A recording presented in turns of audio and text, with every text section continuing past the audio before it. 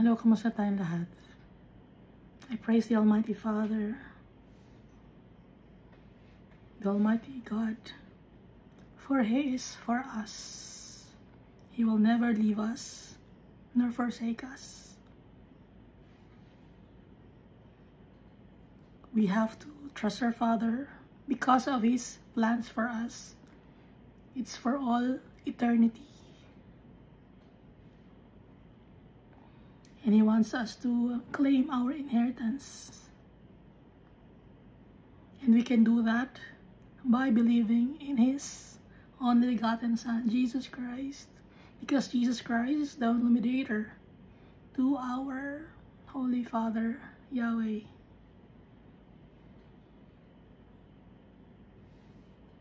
And Jesus Christ, He gave His life for us, for His friends, to save us from the clutches of the enemies. Our future is with our Father and Jesus Christ. And with Him, we will have contentment. And there will be no more pain and suffering with our Father. In this world, there are many trials and tribulations that we must face. But Jesus Christ has overcome the world, and so we will overcome also this world if we only trust our Savior. And I thank the Holy Spirit for always reminding us, teaching us, showing us the ways to righteousness.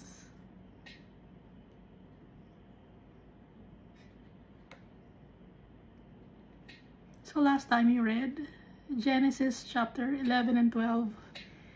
Here in Genesis chapter 11 and 12, it mentioned the time when the people were arrogant and they wanted to establish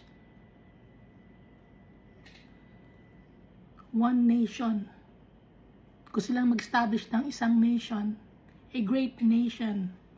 But the Almighty Father crushed their plans. Our Father is full of wisdom and knowledge. Alam niya yung nasa puso ng tao, full of wickedness. And they don't want to acknowledge the Holy God. Hanggang ngayon, ayaw i-acknowledge ng mga tao si Almighty Father. Ang gusto lang ng mga tao ay puro mga pansarili lang ang kanilang mga ginagawa.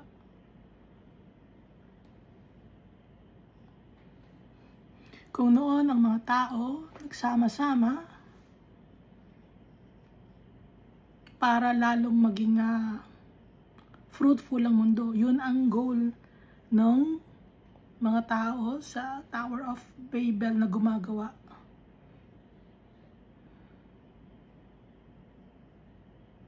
Pero sinira ni Almighty Father ang mga plano na yan.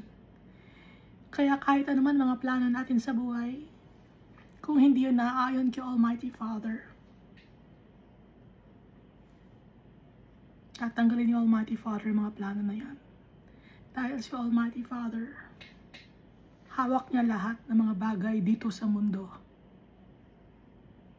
Because He created this world. Kaya in everything that we do, sa lahat ng mga plano natin sa buhay, include our Father. Acknowledge our Father.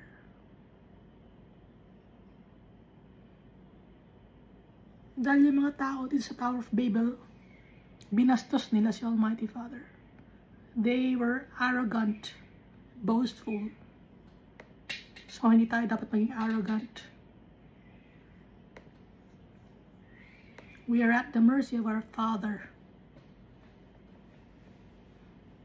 And our Father is very loving. Kaya bumalik na tayo sa tatay natin. Return to our Father. Humble ourselves before our Father. offer our plans to Him so that we'll prevail.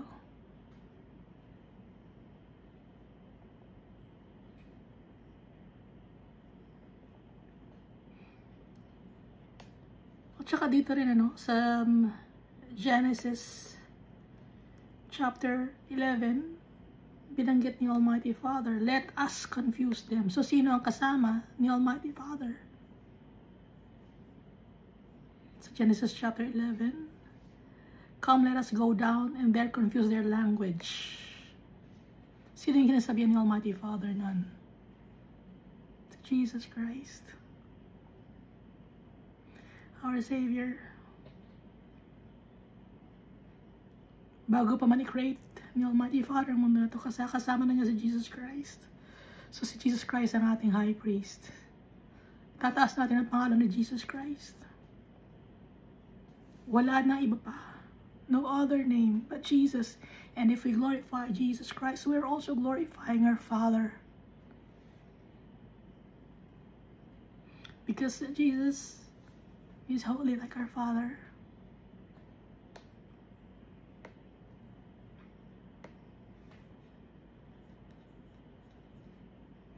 Kaya yung mga iba pang mga tao na tinatawag ninyo, mga religious leaders ninyo, na mas nilarespeto ninyo kesa kay Jesus Christ.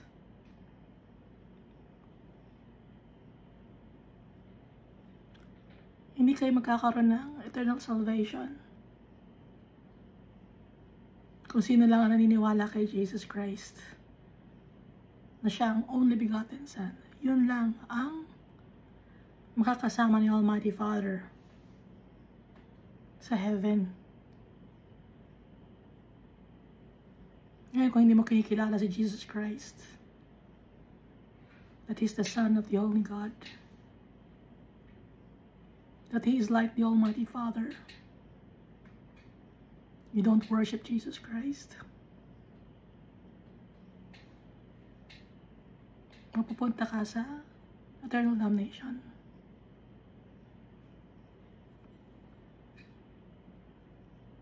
All throughout the Bible, binabanggit in description na si Jesus Christ yung kasama ni Almighty Father.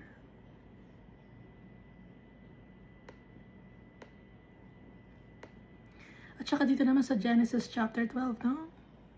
Yung promise of the Holy God to Abraham.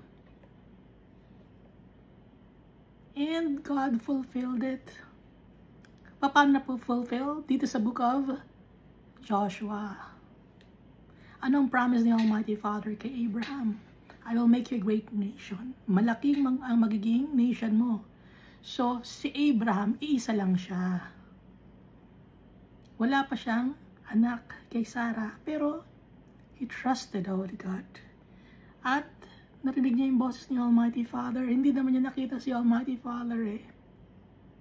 Pero may faith siya kay Almighty Father. Ano pang sabi ni Almighty Father? He will bless Abraham and his children, and I will make your name great. Magiging great ang name ni Abraham. And you shall be a blessing. Magiging blessing si Abraham. At i-bless ko rin yung mga tao na magbe-bless sa'yo. At i-curse ko yung mga tao na mag-curse sa'yo. At sa lahat ng pamilya sa buong mundo, ikaw ang blessed. Dahil sa lineage ni Abraham galing yung flesh ni Jesus Christ. At yung promise ni Almighty Father, yung mga descendants ni Abraham, bibigyan niya ng lupa. At na-fulfill lahat to ni Almighty Father.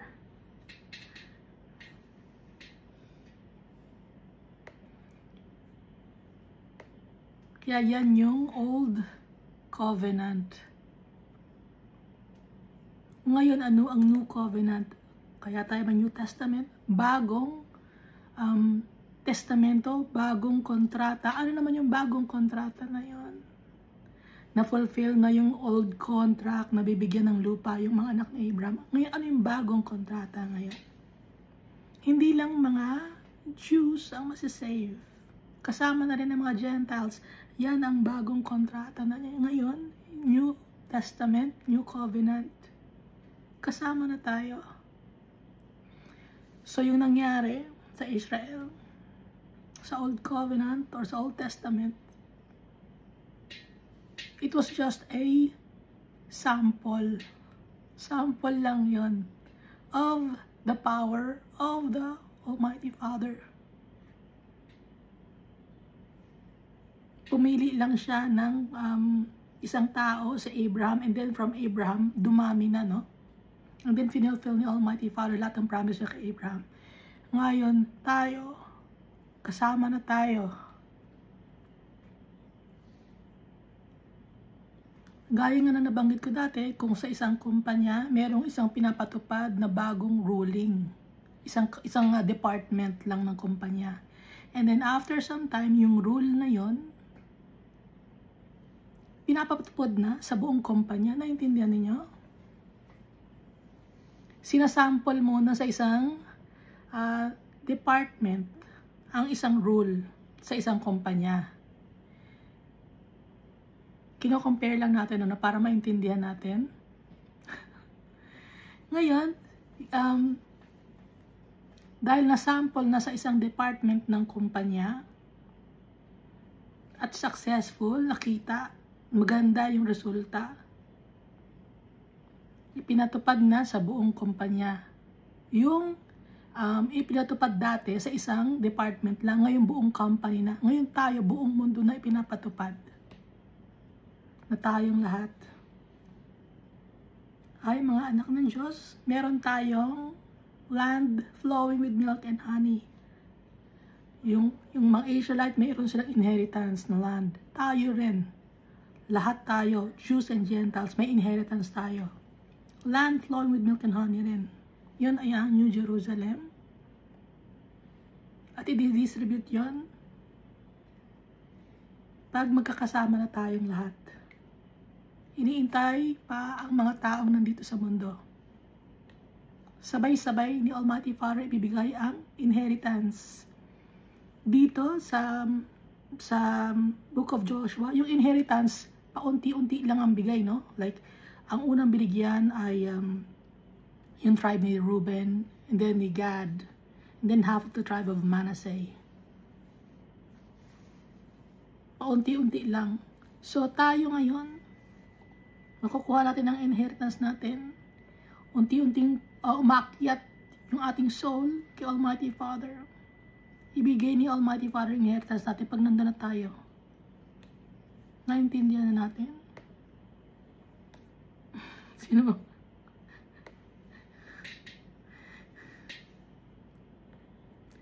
Sino bang kasamang kasaka sa kausap ko?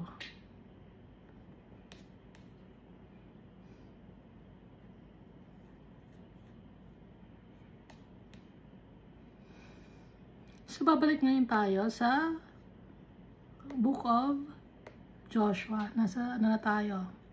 Chapter 17.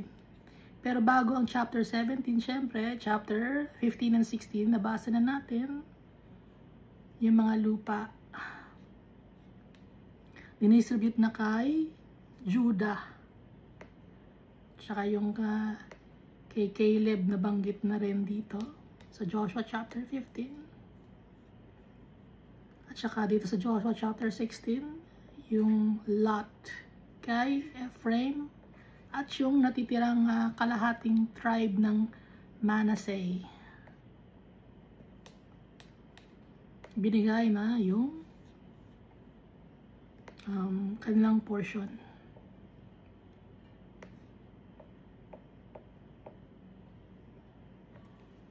So ituloy natin yung portion ng half the tribe of Manasseh. Pero kung i-check natin yung mapa ngayon, maliit na yung map ng Israel compared sa ancient map.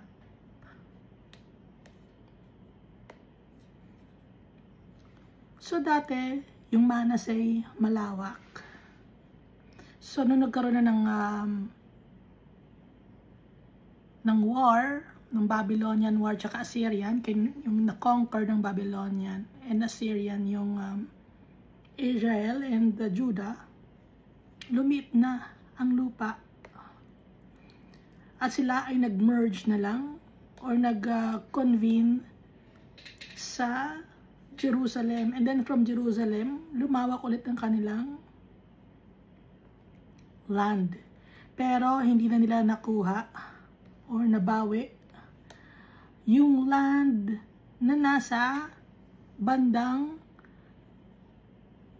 Aman ngayon. So yung land ni Manasseh, hindi na niya nakuha.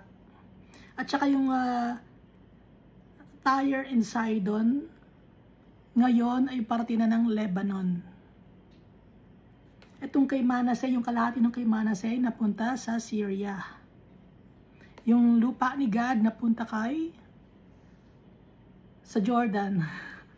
Pati yung lupa ni Reuben.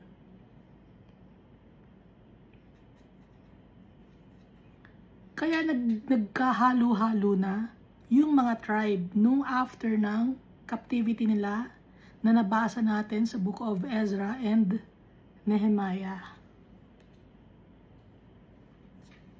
So hindi nawala yung 10 tribes. Kasi sabi ng iba, nawala yung 10 tribes of Israel ngayon. Hindi sila nawala.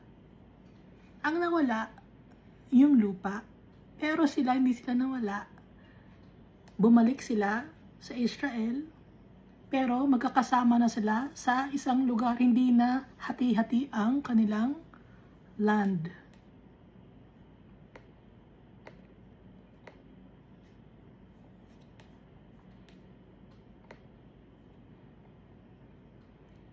At kung saan galing originally si Abraham, yung galing siya diba ng Haran, ngayon yun ay sakop ng Turkey, Sanyorfa, Turkey, na malapit sa boundary ng Syria.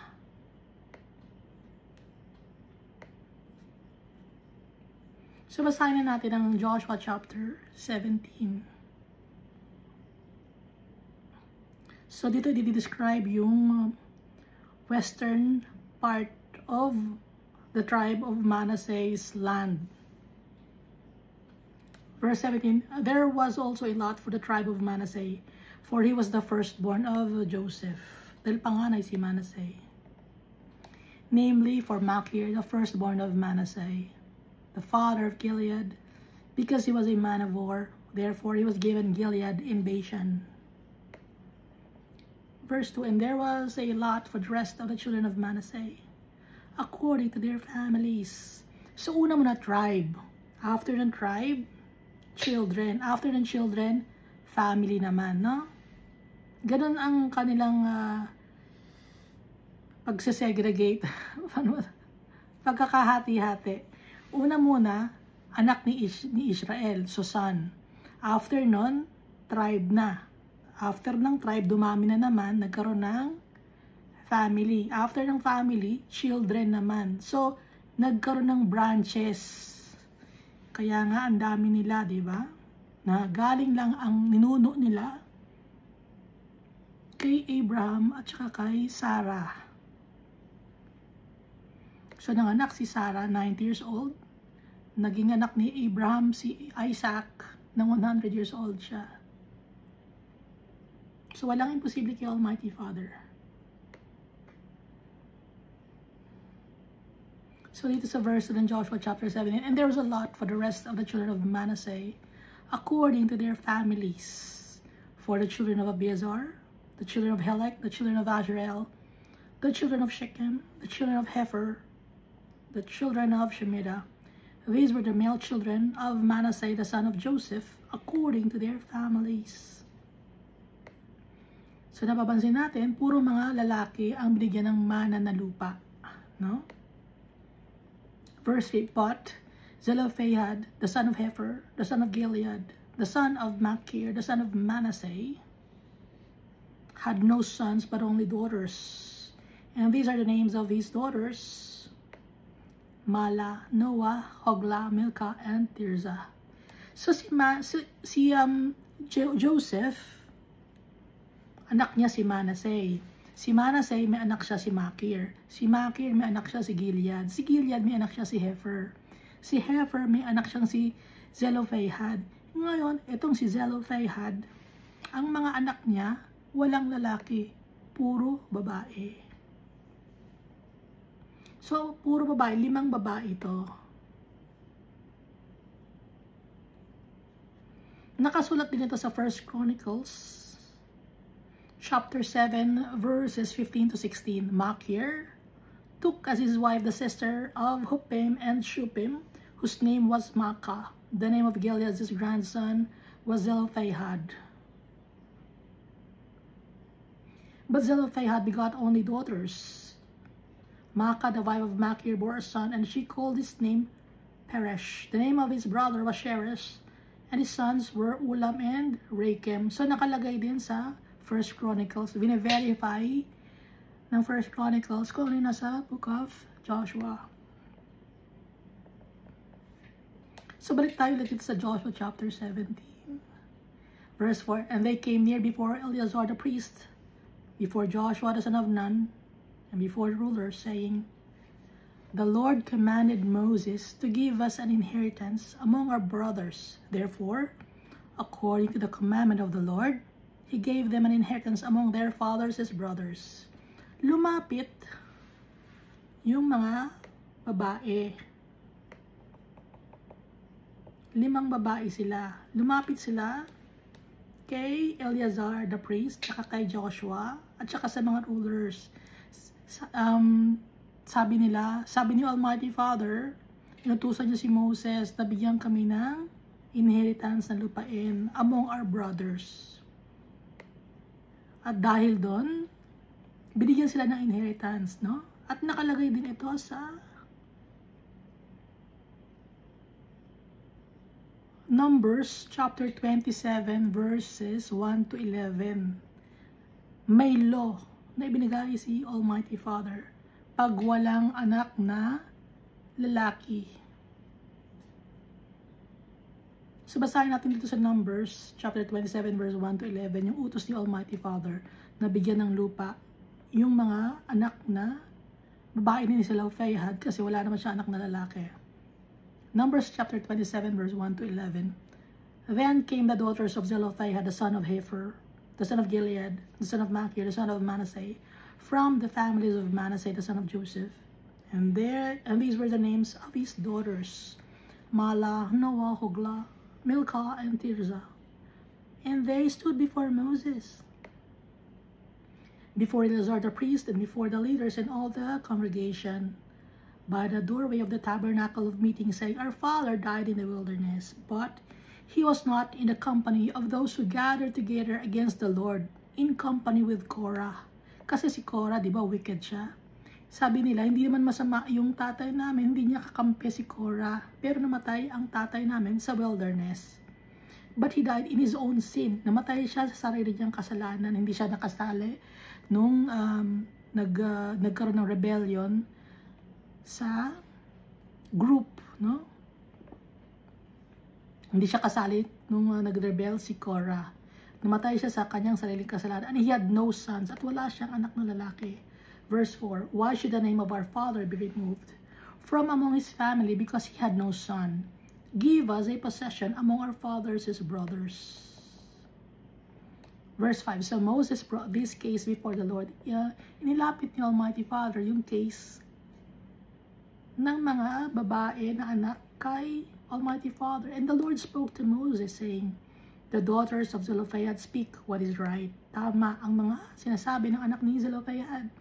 You shall surely give them a possession of inheritance among their fathers, his brothers, and cause the inheritance of their father to pass to them. Bigyan ng inheritance yung mga anak ni Zelophehad. Tama yung sinabi ng mga daughters ni Zelophehad. Sabi ni Almighty Father kay Moses, harap-harapan nakakausap ni Almighty Father si Moses, unlike kay Abraham, Isaac, and Jacob. and other prophets, no? Si Moses lang ang kaisa-isang nakakausap ng Almighty Father ng harapan. So, it's like a friend. Hindi nakikipag-usap sa Almighty Father ng through vision and dreams kay Moses, kundi harap niyang kausap si Moses. At hindi nagsasalita si Almighty Father ng mga parables or deep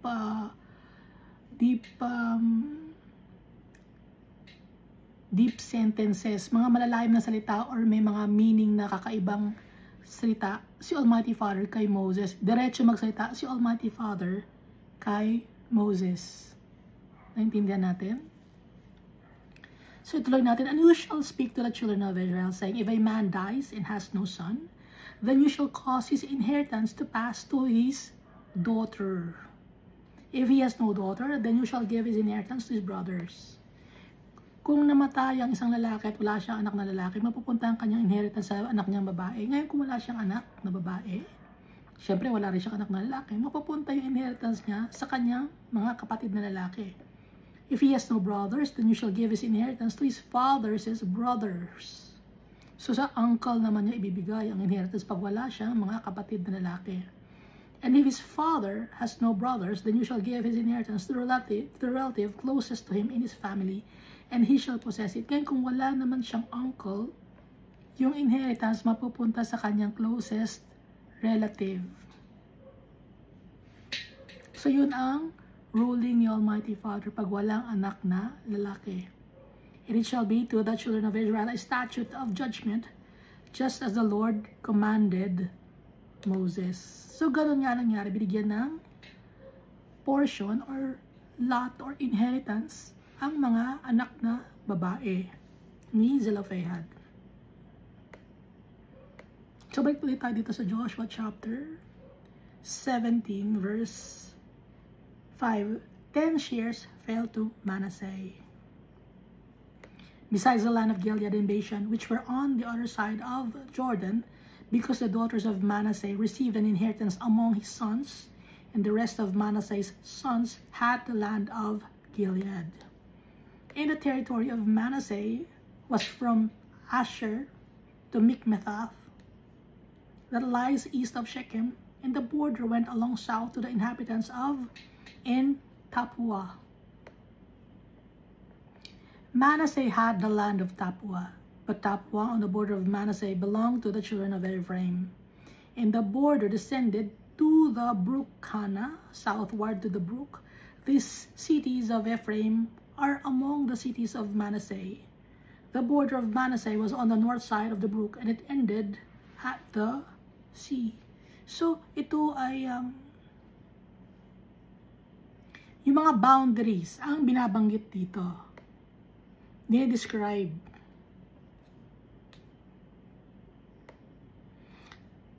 So, kung i-check natin yung old map ng Israel, ang lawak ng lupa ni Manasseh.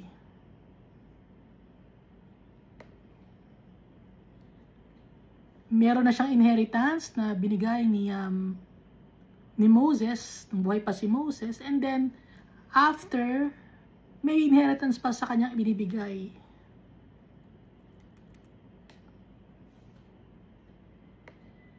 So nasa ibaba na parte ni ni Manasseh, yung lupa ni Ephraim. And then sa taas na lupa ni Manasseh, nandun yung lupa ni Issachar, at saka ni Zebulun, at saka ni Asher. No? Asher, Zebulun, Issachar, yung bandang itaas ni Manasseh.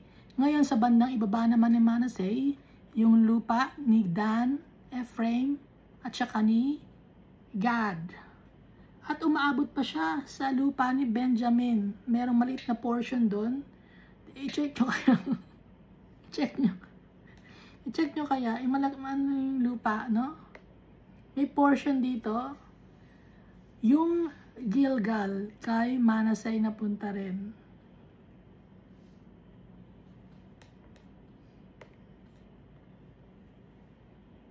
Verse 10, southward it was Ephraim's, northward it was Manasseh's, and the sea was its border.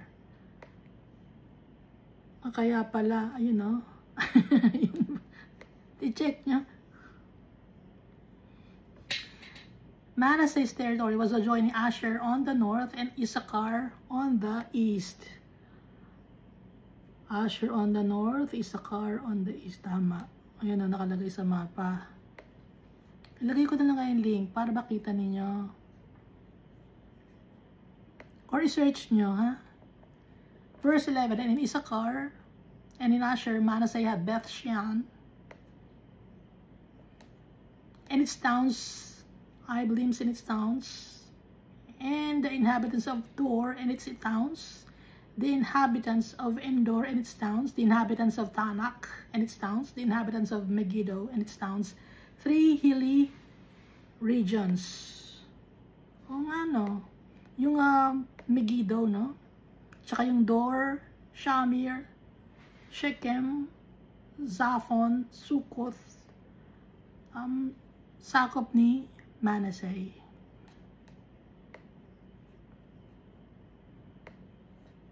Bulubundukin na lugar, sakop ni Manasseh. Yet the children of Manasseh could not drive out the inhabitants of these cities.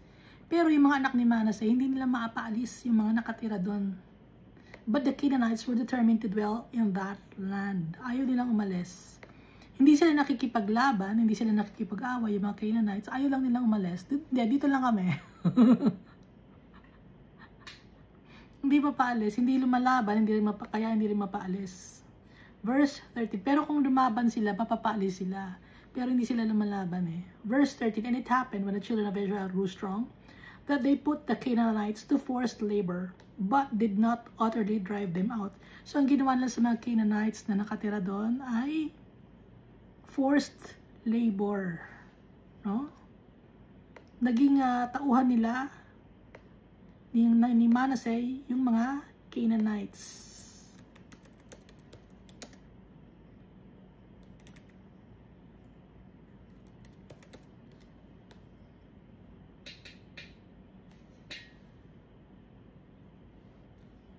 So, hindi sila pure na Israelite. Kasi, naka-merge na nila. So, nandito yung mga Samaritans.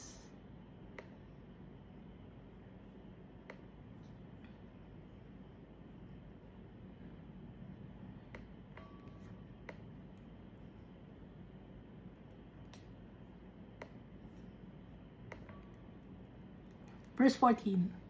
Then the children of Joshua the children of Joseph spoke to Joshua, saying, why have you given us only one lot or allotment and one share to inherit, since we are a great people, inasmuch as the Lord has blessed us until now? Bakit ang liit lang ng lupa namin? Nalitan pa sila. Ang laki nga kaya ng sakop nila. So Joshua answered them, if you are a great people, then go up to the forest country and clear a place for yourself there in the land of the Perizzites and the giants, since the mountains of Ephraim are too confined for you. Kung nalilitang kayo at nasisikipan kayo, sige, punta kayo sa forest country at linisin yung lugar na yon. Sa land of Perizzites, saka land ng mga giants, ng mga Nephilim, or ng mga Anakim. Since the mountains of Ephraim are too confined for you. But the children of Joseph said, the mountain country is not enough for us, and all the Canaanites who dwell in the land of the valley have chariots of iron, both those who are of Beth Shean and its towns, and those who are of the valley of Jezreel. And Joshua spoke to the house of Joseph, to Ephraim and Manasseh, saying, you are a great people and have great power. You shall not have only one lot or allotment.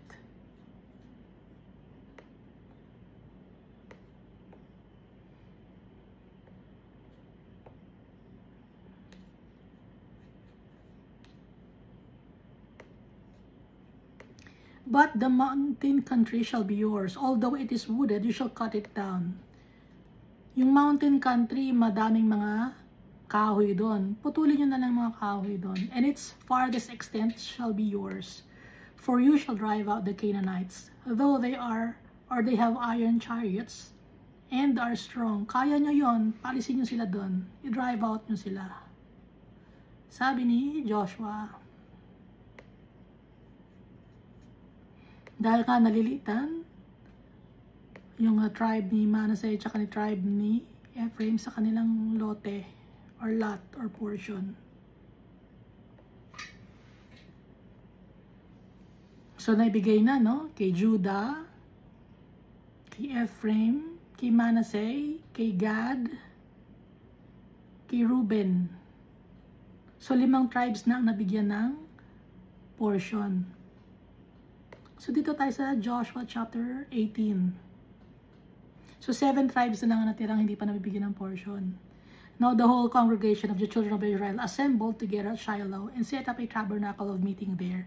And the land was subdued before them.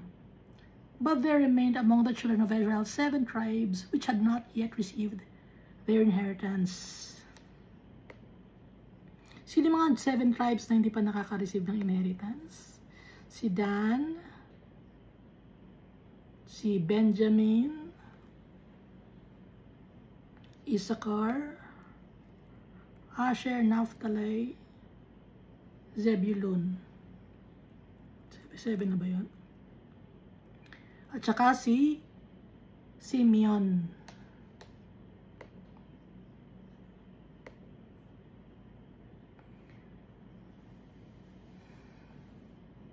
But there remained among the children of Israel 7 tribes which had not yet received their inheritance.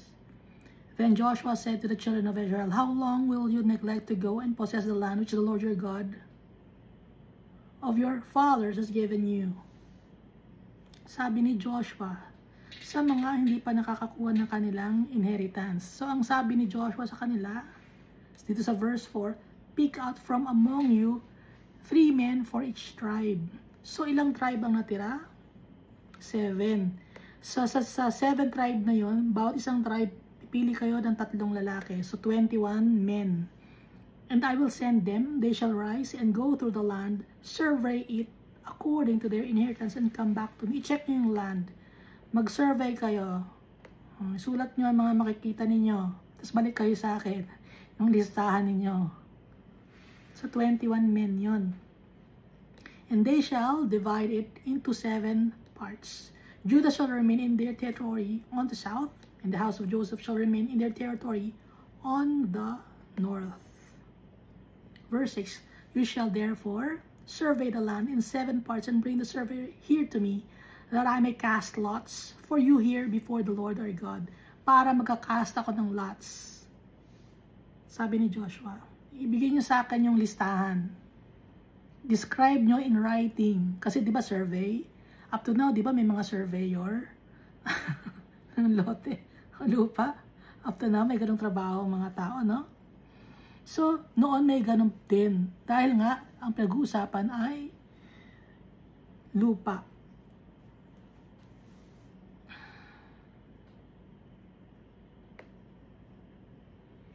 Kaya ang gagawin ni Joshua, ang kukuha ng listahan yung 21 men, ibibigay sa kanya yung listahan, yung pagkakadescribe. Ngayon, ang gagawin ni Joshua, magkakast siya ng lots. Kung kanina mapupunta yung ganitong portion or ganitong lupain, yung boundary, si Almighty Father ang magdi-describe kay Joshua through casting lots of Joshua. Verse 7, but the Levites have no part among you. Pero, pinaalala naman na ang Levites ay hindi makakakuha ng land. For the priesthood of the Lord is their inheritance. Ang inheritance nila ay ang pagiging priest.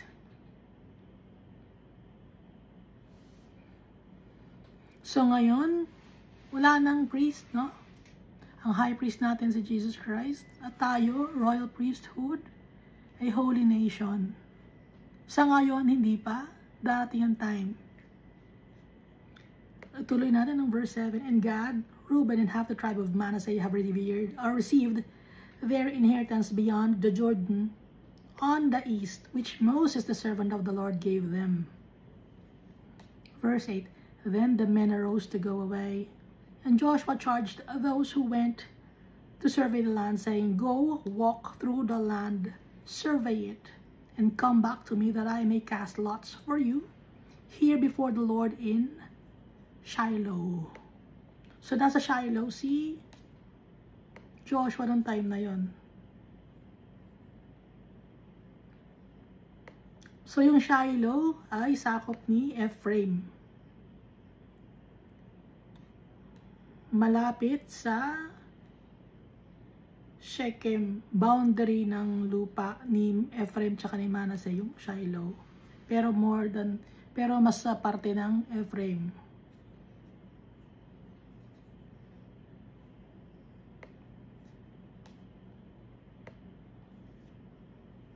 So the men passed through the land and described it in writing, or wrote the survey in a book in 7 parts by cities. And they came to Joshua at the camp in Shiloh. Then Joshua cast lots for them in Shiloh before the Lord. And there Joshua divided the land to the children of Israel according to their portions or divisions.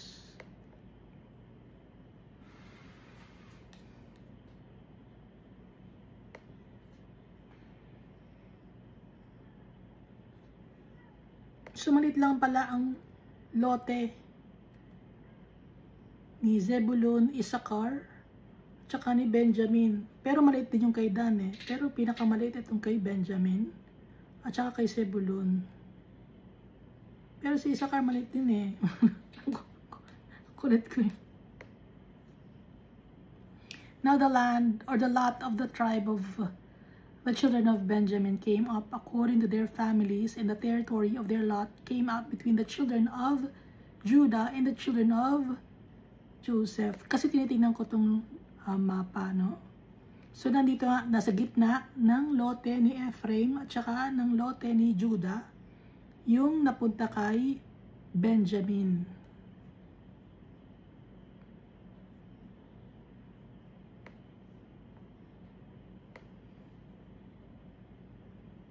So, sakop ni Benjamin ang Jericho at ang Geba.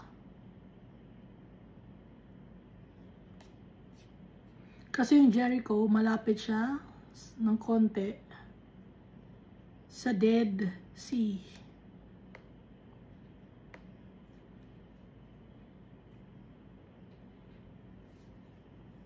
Verse 12, their border on the north side began at the Jordan, and the border went up to the side of Jericho on the north, and went up through the mountains westward. It ended at the wilderness of Bethaven.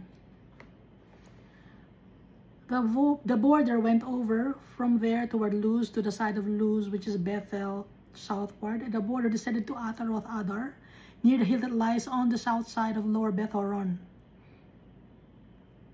Then the border extended around the west side of the south, from the hill that lies before Beth-horon southward. So, description to ng pagsasurvey. Di ba? Pag nagsasurvey ng land, bumibili kayo ng lupa, may survey kung hanggang saan yung lupa yan. Ganito i-describe dito. Kompleto tong Bible naman, pati yung sa survey ng land, nandito rin. Nandito na yung mga law ni Almighty Father. Lahat-lahat na nandito sa Bible. Kung lahat ng mga stories nandito sa Bible. May mga miracles, may betrayal, may horror story, lahat nandito sa Bible. Ano pang babasahin mo? Verse 14. Then the border extended around the west side to the south from the hill that lies before Beth-horon southward, and it ended at Kirjath Baal, which is Kirjath Jearim, a city of the children of Judah. This was the west side. Tingnan ko nga.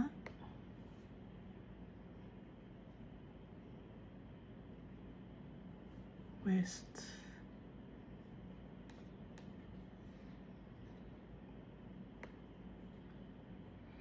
Verse 15. The south side began at the end of Kirjath Jearim, and the border extended on the west and went out to the spring of the waters of Nephtoah. Then the border came down to the end of the mountain that lies before the valley of the son of Hanam, which is in the valley of the giants of Rephaim on the north, descended to the valley of Hinnom, to the side of the Jebusite, city on the south, and descended to Enrogel. Yung Jebusite, no? Jerusalem din to parte, no? Verse 17. And it went around from the north, went out to En-Shemesh, and extended toward Geliloth, which is before the ascent of Adumim, and descended to the stone of Bohan, the son of Reuben.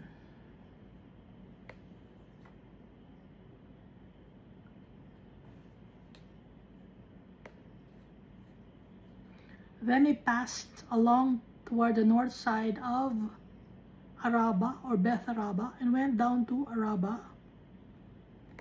And the border passed along to the north side of Beth Hogla. Then the border ended at the north bay at the Salt Sea. Yung Salt Sea, ito yung Dead Sea, no? Tingnan natin. Okay. Yan sa mapa.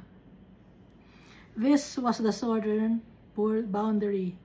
Verse 20, the Jordan was its border on the east side. This was the inheritance of the children of Benjamin according to its boundaries all around, according to their families.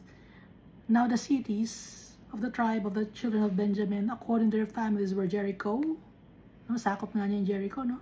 Beth Hogla, Emek Keziz, Beth Arabal, Zemaraim, Bethel, sakop din ni Benjamin. Avim, Para, Ophrah, Shephar, Ammoni, Opni, Gaba, 12 cities with their villages. Check ko itong Bethel. Dito ba yung altar ni Jacob? Tama, dito sa Bethel. Napunta sa lugar o napunta kay Benjamin yung Bethel, na doon yung altar na ginawa ni Jacob for the Holy God. Kasi nakalagay dito sa Genesis chapter 35 verses 1 to 15, doon nagbuild ng altar si Jacob as a testament to God's appearance and a place for remembrance of his past encounter with God.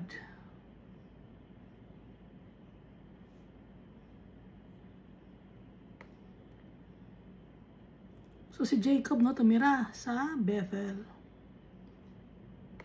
na ngayon ay sinakop nung time na to, nung nagkakaroon ng portion ng land na punta kay Benjamin. So verse 23, Avim, Para, Ophrah, Shephar, Ammoni, Opni, and Gaba, 12 cities with their villages. Gibeon, Ramah, Beeroth, Mizpah, Shephera, Moza, Rechem, Irpil, Tarala, Zela, Eleth, Jebus, which is also Jerusalem, Gibeath, and Kirjath, 14 cities with their villages. This was the inheritance of the children of Benjamin according to their families. So sa kanya rin napunta yung Mizpah. Kung i-check yung Mizpah, merong event na nangyari doon. At ito namang Gibeon, yung mga Gibeonites ay sumuko, di ba, kila Joshua. So yung portion ay napunta kay Benjamin. So dito tayo sa Joshua chapter 19. The second lot came out for Simeon, for the tribe of the children of Simeon, according to their families. And their inheritance was within the inheritance of the children of Judah. So yung inheritance ni Simeon, napapaligiran ng lupa ni Judah. So within the tribe of Judah sa allotment or lot, nandun yung lupa ni Simeon. So sa kanya yung Beersheba, no, kay Simeon.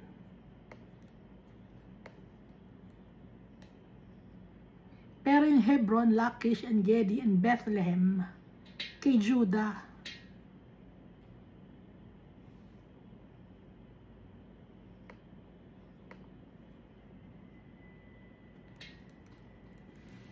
So yung Jerusalem, sakop pala ni Benjamin. Pero di ba nung ipinanganak si Jesus Christ, hindi na ganito yung lupa. Hindi na hati-hati. Kasi nga, naging captive sila ng Babylon and Assyria. Nang pagbalik nila, nabuo na sila. So hindi na sila hati-hati. Kaya hindi mo na malalaman kung lupa ba ni Benjamin yon at or lupa ni Ephraim, lupa ni Dan. Although merong mga palatandaan na yun ang kanilang lupain, pero hindi na nila sinasabi na yun ang kanilang lupain dahil nga bumalik na sila doon at sila ay nag-convene or nag-merge or nagsama-sama dito sa Jerusalem. Pero si Jesus Christ, siya ay pinanganak sa Bethlehem na sakop ni Judah.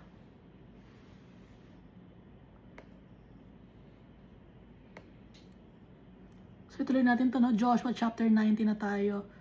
Verse 2. They had in their inheritance Beersheba or Sheba, Molada, Hazar Shual, Balam, Ezem, Eltolad, Betul Horma, Ziklag, Bek, Markaboth, Hazar Susa, Beth Labaoth, and Sharuhen. 13 cities with their villages. Alam natin yung villages, no? Subdivision or barangay. Ain, Rimon, Ether, and Ashan, 4 cities in their villages, and all the villages that were all around these cities as far as Balath-bir, Ramath of the south. This was the inheritance of the tribe of the children of Simeon according to their families.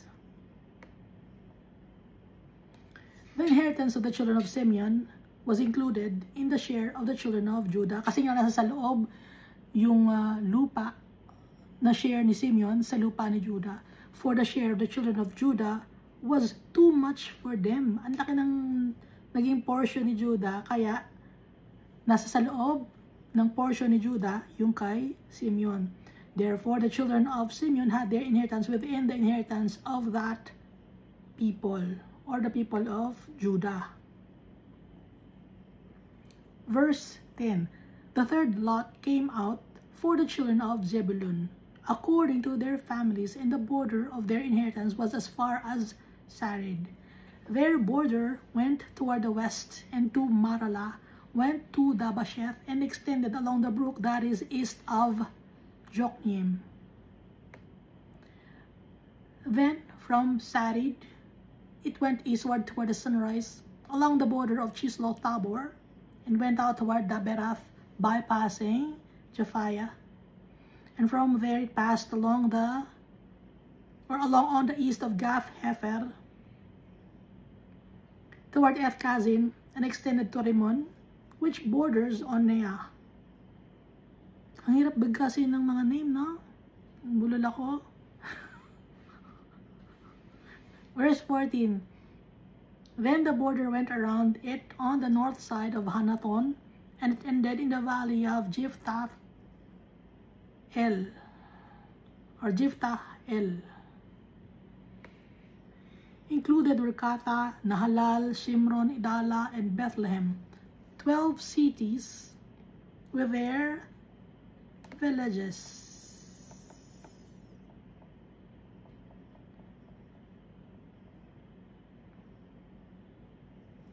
Verse 16, this was the inheritance of the children of Zebulun according to their families, these cities with their villages. So, inahati-hati na yung lupain.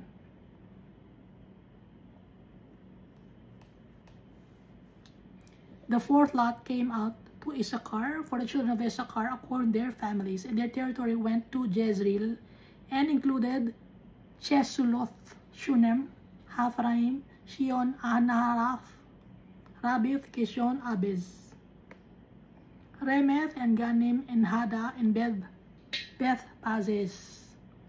And the border reached to Tabor, Shahazaima, and Beth Shemesh. Their border ended at the Jordan.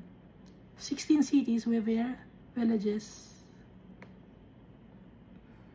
This was the inheritance of the tribe of the children of Issachar, according to their families, the cities and their villages. Verse 24, the fifth lot came out for the tribe of the children of Asher, according to their families, and their territory included Helkath, Hali, Beten, Aksap, Alamelech, Hamad, and Mishal. It reached to Mount Carmel, westward along the brook Shihor, Libnath. Verse 27, it turned toward the sunrise to Beth Dagon, and it reached to Zebulun and to the valley of Jiphtah-El, then northward beyond Beth Emek and Neiel, bypassing Kabul, which was on the left, including Hebron, Rehob, Hamon, and Cana, as far as Greater Sidon. And the border turned to Ramah, to the fortified city of Tyre. Yung Tyre ngayon ay Lebanon. Sakop na siya ng Lebanon, pati yung Sidon. Then the border turned to Hosa and ended at the sea by the region of Aksib. Also, Umma, Afek, and Rehob were included. 22 cities with their villages. So kung napapansin niyo yung mga tao sa Lebanon, sa Syria, sa Iraq, Iran, Saudi Arabia, ganon, magkakapareho sila, magkakamukha sila sa Israel. Kasi nga, galing lang sila sa isang lahi.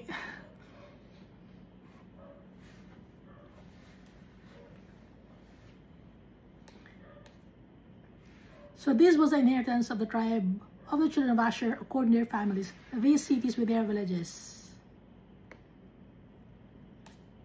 Tingnan nga natin sa mapa.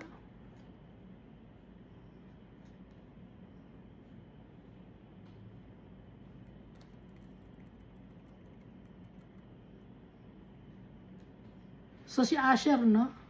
Yung lupa ni Asher, nasa dagat, katabi ng dagat, yung Tyre and Sidon, sakop niya. Na ngayon ay Lebanon na. So dulo siya, si Asher. Katabi niya si Naphtali.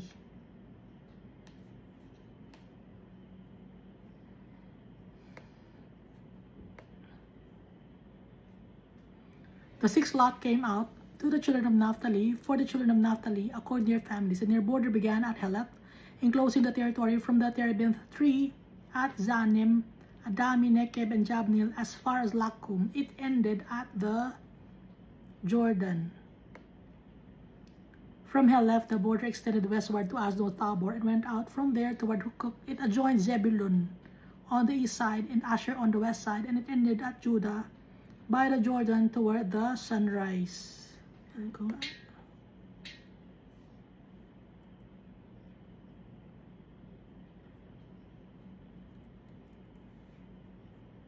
So sakop ng Naphtali yung Sea of Galilee.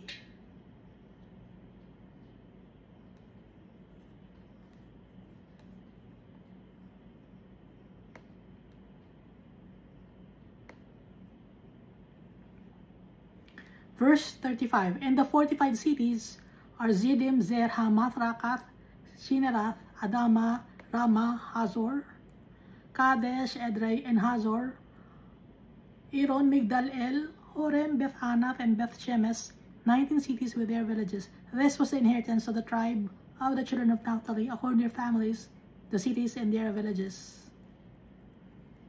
The seventh lot came out for the tribe of the children of Dan, according to their families. And the territory of their inheritance was Zorah, Eshtaol, Ir, Shemesh, Shalabin, Aijalon, Jetlat, Elon, Timna, Ekron, Eltere, Gibeon, Balat, Jehud, Beneberak, Kathramon, Mejarkon, and Rakon, with the region near Joppa.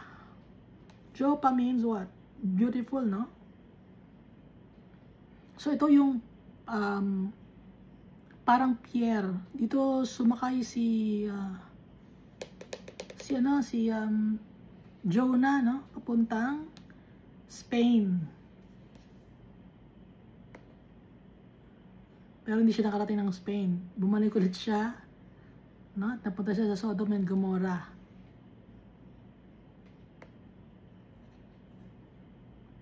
Doon siya binaba ni Almighty Father. Ibinaba ng ano ba to, ng malaking isda. Verse 47, and the border of the children of Dan went beyond this, because the children of Dan went up to fight against Leshem and took it, and they struck it with the edge of the sword, took possession of it, and dwelt in it. They called Leshem Dan, after the name of Dan their father. This is the inheritance of the tribe of the children of Dan, according to their families, their cities with their villages. Verse 49. When they had made an end of dividing the land as an inheritance according to their borders, the children of Israel gave an inheritance among them to Joshua the son of Nun. So tapos na ang pagdidivide ng land. So wala silang king nung time na yon.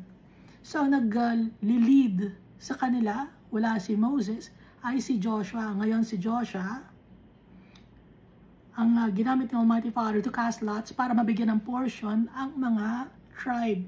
Para mabigyan ng portion, para ma-fulfill ni Almighty Father yung kanyang promise, ginamit niya si Joshua, ginamit niya si Moses. So gumagamit si Almighty Father ng mga tao to reach out to people.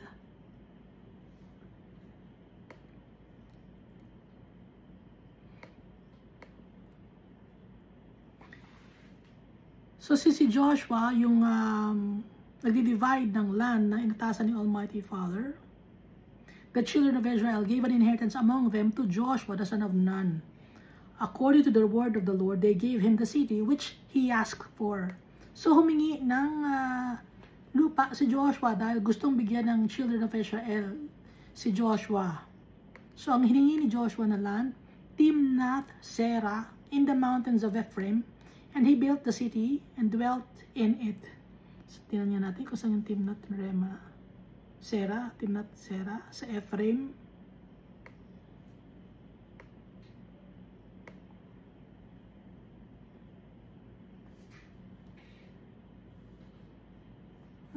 Malapit sa Shiloh. Malapit sa Bethel at AI within the vicinity. Na malapit din sa Gilgal. Oh? Hindi mo na nakita. Ilagay ko yung link, no? Para makita nyo din.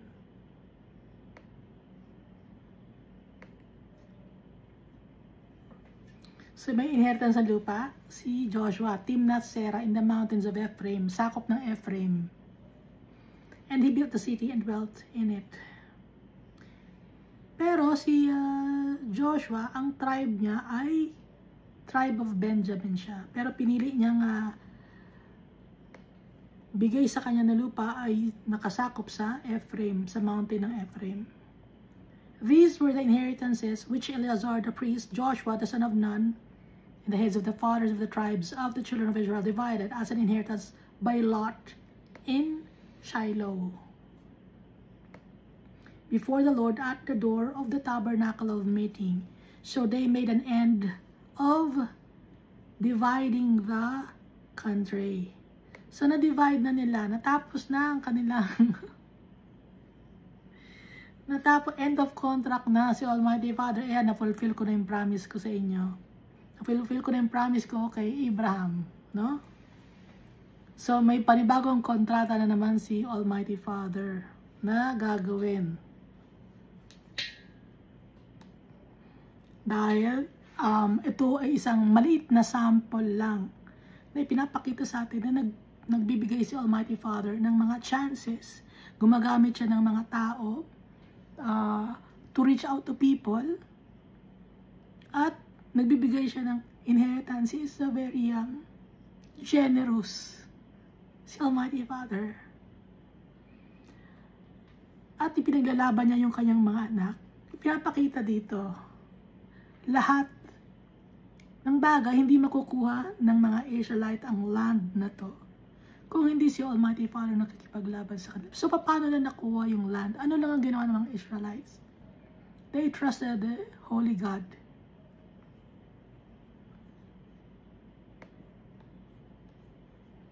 At lahat ng strength nila galing kay Almighty Father.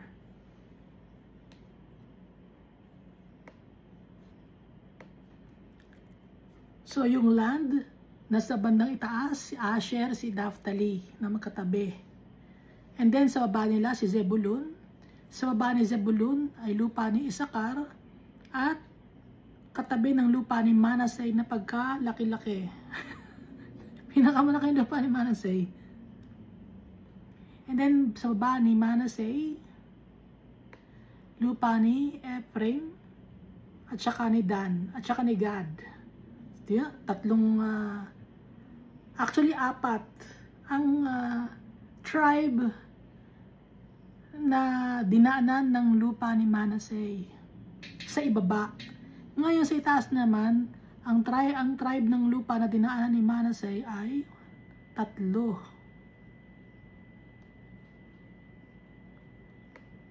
So sa ibaba ni Dan ay ang Judah, katabi ni Ephraim, si Dan. Tapos sa baba ni Dan, sa baba ni Ephraim at sa gilid ni Dan ay si Benjamin. Tapos yung Dead Sea or yung Salt Sea nasa gitna, no? At yung lupa ni Gad, ibaba nun ay lupa ni Reuben. And then sa ibaba ng lupa ni Benjamin at ni Dan, nandun ang lupa ni Judah. Nandito rin yung lupa ni Caleb. Dahil si Caleb ay from the tribe of Judah. So yung Hebron napunta kay Caleb. And then dahil sa pagkalaki-laki ng lupa ni Judah, so sakop ni Judah yung Bethlehem, Lachish, Hebron, and Gedi, ibinigay kay Simeon yung gitna na portion ni Judah na lupa. So yung Kadesh Barnea ay kay Judah rin. Yan, pagod ba kayo? Natapos na tayo sa pakikipaglaban sa mga giants, sa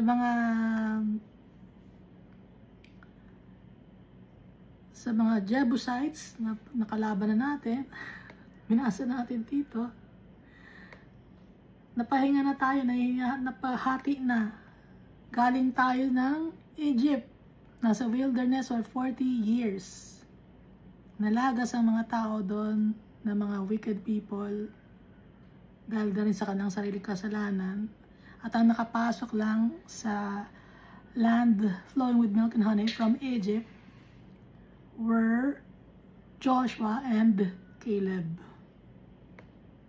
So, nung time na to, si Caleb ay 85 years old na.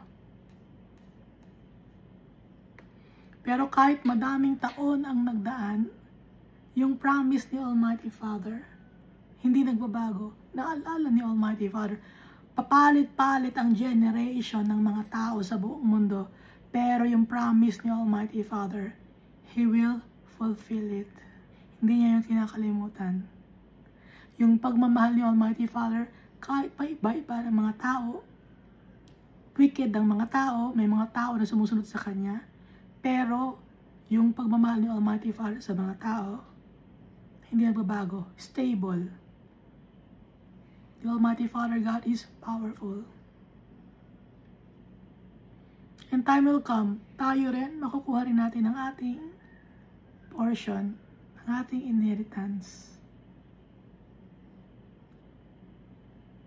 Ang gagawin lang natin, we must believe in Jesus Christ. Trust our Father. Sa lahat ng mga plano natin sa buhay habang nandito tayo sa lupa, offer it to our Father. Ask our Father, Almighty Father, ganito po sana ang gagawin ko, tama po ba? Para hindi tayo mapalayo kay Almighty Father. Although may mga plano tayo na nagiging successful ang dito sa lupa, or sumakses